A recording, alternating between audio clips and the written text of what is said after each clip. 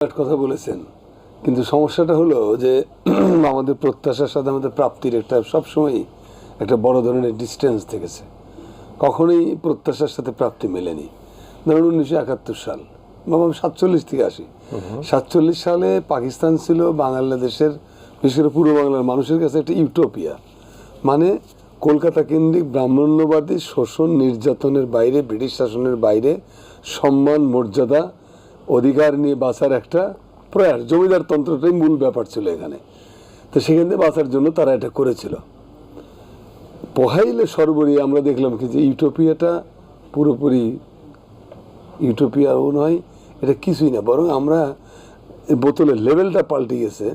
বোতলের ভেতরে জিনিসপত্র প্রায় অলমোস্ট সেম, হয়তো ব্রাহ্মণের জায়গায় নতুন মুসলিম লীগের ইয়েরা এসে হাজির হয়েছে, খাজা সাহেবরা, খান বাহাদুর সাহেবরা হাজির হয়েছে, এবং সলিউশন কিন্তু হলো না।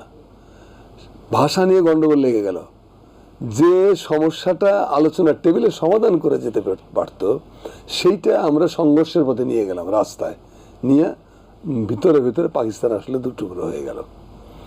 মতান্তর থেকে এটা মনান্তর হয়ে গেল। 52 আন্দোলনের মধ্য দিয়ে কিন্তু পাকিস্তান আসলে শেষ হয়ে গেল, পাকিস্তান আর থাকলো না। তো সেইটা তখন আবার 71 সালে আসেন। 71 সালে যে সমর্থন শেখ মুজিবকে জাতি দিয়েছিল, এইরকম সমর্থন পৃথিবীতে খুব কম নেতার ভাগ্যে জুটেছে। এত বড় একটা নেতা, তিনি পাকিস্তানের জেলখানাতে বেরিয়ে এসে মুক্তিযুদ্ধের পরে শাসন ক্ষমতা হাতে, তিনি মুক্তিযুদ্ধে অনুপস্থিত ছিলেন, মুক্তিযুদ্ধে তিনি নেতৃত্ব দেন নেই, তার কোনো ভূমিকাও নেই, কিন্তু তবু আবেগ ভালোবাসার থেকে তাকে না কেন্দ্রবিন্দুতে বসিয়ে দেওয়া হলো। এবং যেদিন তিনি ক্ষমতায় বসেন তার পরের থেকে পরবর্তী 3.5 বছর বাংলাদেশকে তিনি কি বানিয়েছিলেন, এইটার জন্য মুক্তিযুদ্ধে গিয়েছিলাম আমরা তো মুক্তিযুদ্ধে গিয়েছিলাম ন্যায় বিচার, গণতন্ত্র এবং মানবাধিকার প্রতিষ্ঠার জন্য। এই ব্রত নিয়ে 3টা ব্রত ছিল মূল। এই একটা ব্রত কি শেখ মুজিবের বাংলাদেশে ছিল? 27,000 রাজনৈতিক কর্মীকে হত্যা করা হয়েছে শুধুমাত্র রাজনৈতিক ভিন্ন মত অবলম্বন করার অপরাধে। 10 লক্ষের উপরে বেশি মানুষ মারা গেছে না খেয়ে। অথচ অমর্ত্য সেনের মতো বড় বড় পৃথিবী বিখ্যাত নোবেল লরিয়েট গবেষকরা বলেছেন যে সেদিন বাংলাদেশে খাদ্যের কোনো সংকট ছিল না, সংকট ছিল ব্যবস্থাপনায়, সংকট ছিল লুণ্ঠনে, সীমাহীন লুণ্ঠন। এই লুণ্ঠনকারীদের বিরুদ্ধে শেখ মুজিব নিজেও কখনো কখনো সোচ্চার ভূমিকা পালন করেছেন, যে সবাই পায় সোনার খনি, আমি পেয়েছি চোরের খনি, অর্থাৎ স্বপ্নভঙ্গের একটা ব্যাপার। এবং শেষ পর্যন্ত 4র্থ সংশোধনের ভেতরে বাংলাদেশের একেবারে সাংবিধানিক গণতান্ত্রিক বিচার এবং মানবাধিকারের একের কবর দিয়ে আজিমপুরে দাফন করে 30 ফিট মাটির নিচে দাফন করে দিয়েছে। দাফন করার পরে গণতন্ত্র আর কিচ্ছু থাকলো না, হলো মুজিবতন্ত্র। 18 ফেব্রুয়ারি 1972 সাল আপনার শেখ মনি বললেন যে এখন থেকে দেশে কোনো আইনের শাসন টাসন বুঝি না, দেশ চলবে মুজিবি শাসনে। ফ্যাসিবাদ তো ওই দিন জন্মগ্রহণ করেছিল এবং 4র্থ সংসদের ভেতরে ফ্যাসিবাদ ডাইনোসরে পরিণত হয়েছিল। এই তো মুজিবের বাংলাদেশ স্বপ্ন ভঙ্গের যন্ত্রণা পোহাইয়েছি কিন্তু আমরা। আবার একই রকম ভাবে 90-এর গণ অভ্যুত্থানের পরবর্তীকালের যে কয়েকটা বছর বাদ দিলে পুরো সময়টা কি ফ্যাসিবাদকে উৎসাহিত করেছি না আমরা? তার ধারাবাহিকতা তো হাসিনার মতো দানবের তৈরি হয়েছে, এরকম বিকট দৈত্য বিভৎস দানব। এটা তো আমাদেরকে সহ্য করতে হয়েছে। 15টা বছরে দেশের মানুষের মানে হিমাঙ্কের নিচে চলে গেছিল চেতনার জগৎটা। একটা বিশেষ ট্যাবলেট বিক্রি করা হয়েছে। ফ্যাসিবাদ যেটা করে, একটা বিশেষ দেবতা তৈরি করে, সেই দেবতাকে সবাইকে বাধ্য করে ওই দেবতাকে পূজা করার জন্য একটা বিশেষ কথা বলে, ওইটাতে সবাইকে মানতে হবে। সে যেটা বলবে সেটাই সত্য, আর অন্যরা যেটা বলবে প্রোপাগান্ডা মেশিন দিয়ে এমনভাবে স্টর্মিং করা হয় যে আপনি সবকিছু মিথ্যা হয়ে গেল।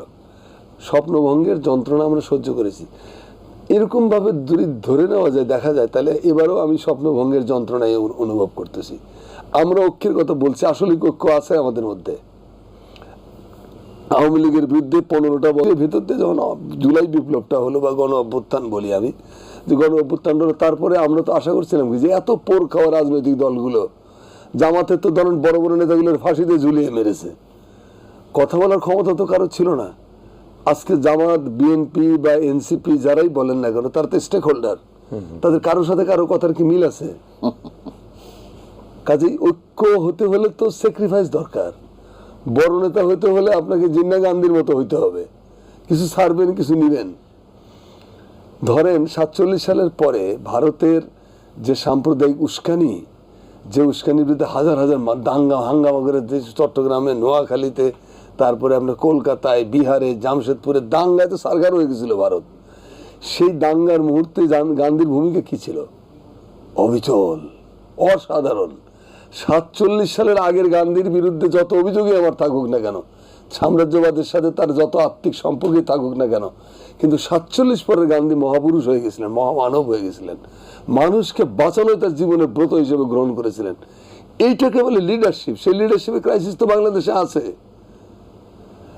আপনার ডক্টর ইউনূস, আমি মনে করি ছেলেরা এই আন্দোলনের পরে সব রাজনৈতিক দলগুলো মিলে বা ছেলেরা মিলে যাদেরকে যে professor Yunus, it is very good choice, কিন্তু তাকে কি আমরা সুস্থ মতো একটা দিনের জন্য কাজ করতে দিয়েছি?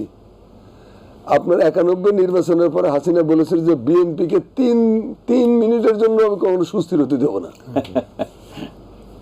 কি এই ধরনের কথা ছিল না দাদা? 3 দিনের 3 বছর তো দূরে, 3 মিনিটের জন্য কখনো সুস্থির হতে দেবো না। ডক্টর ইউনূস কাজটা করবে কখন?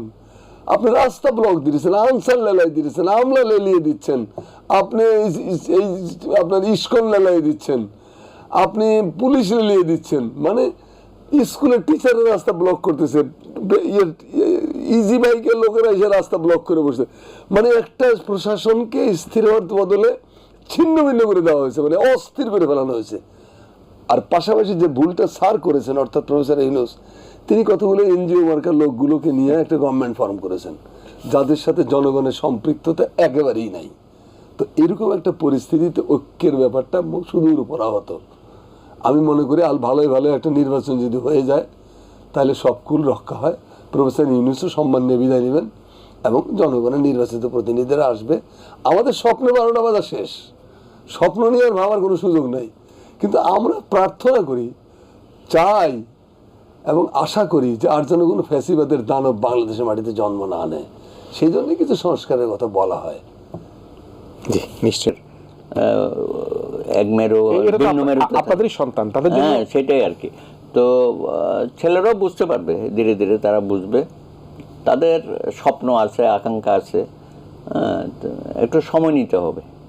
এখনই যদি তারা মনে করে যে রাষ্ট্র ক্ষমতা তারা যাওয়ার একটা সম্ভাবনা সৃষ্টি হয়েছে, সেটা বুঝবে যখন মাঠে রাজনীতিটা করবে, জনসম্পৃক্ততা বাড়াতে যাবে, তখনই বুঝবে।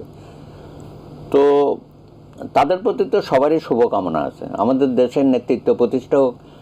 আমরা তো সবসময় অতীতে বিভিন্ন সংসদ নির্বাচন, কলেজ, ইউনিভার্সিটি, চাকসু টাকসু ইকসু এইসব নির্বাচনের মধ্য দিয়েই আমরা কিছু জাতীয় নেতা পেতাম। তো এরকম তো গত অনেক বছর, তো প্রায় 30 বছরের উপর আমরা তো সেই সুযোগটা পেলাম না। তো এখন এই আন্দোলনের মাধ্যমে কিছু নেতা দাঁড়িয়ে গেছে, প্রথমে কিছু সমন্বয়ক এবং জেলা পর্যায়েও আমরা দেখলাম যে কিছু সমন্বয়ক তৈরি হয়েছে এবং মেয়েরাও এটার সাথে সম্পৃক্ত হয়েছে। এটা খুব ভালো।